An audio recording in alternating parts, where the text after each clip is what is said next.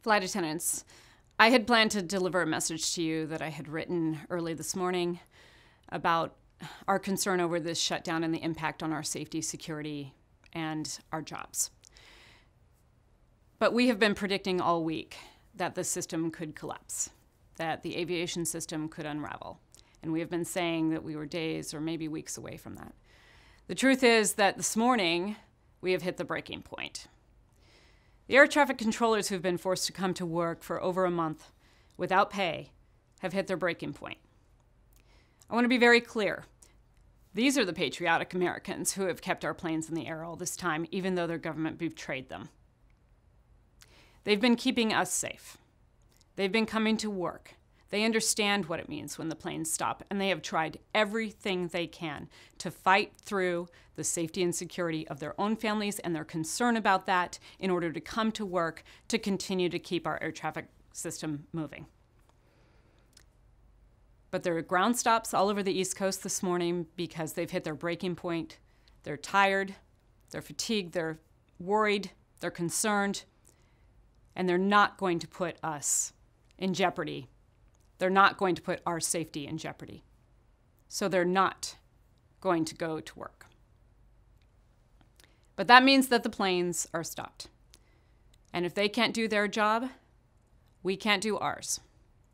And if the planes can't fly to our communities, people in those communities can't see their loved ones, can't get the goods that they need, we can't continue the economic activity in this country. That's how severe this is. The only business that our country should be about today is opening the government. I need you to find your nearest congressional office, grab some friends, and go sit in that office and demand that the lawmakers open the government immediately and do nothing else until that is done. Our jobs are on the line here, and so is the rest of America. No one will be left unscathed. This is all we need to do today. I ask you to continue to call. Those of you who are in airports right now, on your way there, in the grocery stores, wherever you are, talk with everyone that you know and help them understand that as this unravels more and more and days go on, it will be hard to return. Because these air traffic controllers are also 20% of them eligible to retire. And some of them may not just be deciding not to come to work today because it's unsafe, but they may be deciding that they can no longer do this period and putting in those retirement paperwork.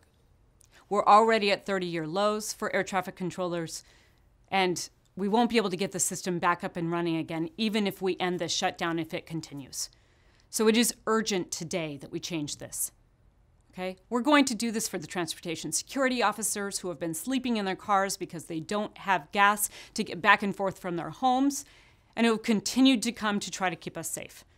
We're going to do this for the law enforcement officers who have asked us for help, who are working in our federal prisons with violent offenders, with less staff, less resources, and no pay.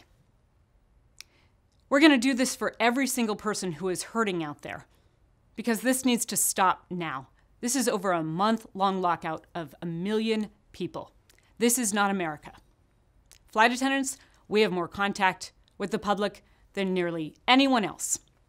Use your influence right now. Talk about your job, your safety, your security for all of us, and impress upon the lawmakers that they need to open the government today. I stand with all of you. I'll keep you updated, and I'm so proud to be your president of the Association of Flight Attendants, CWA.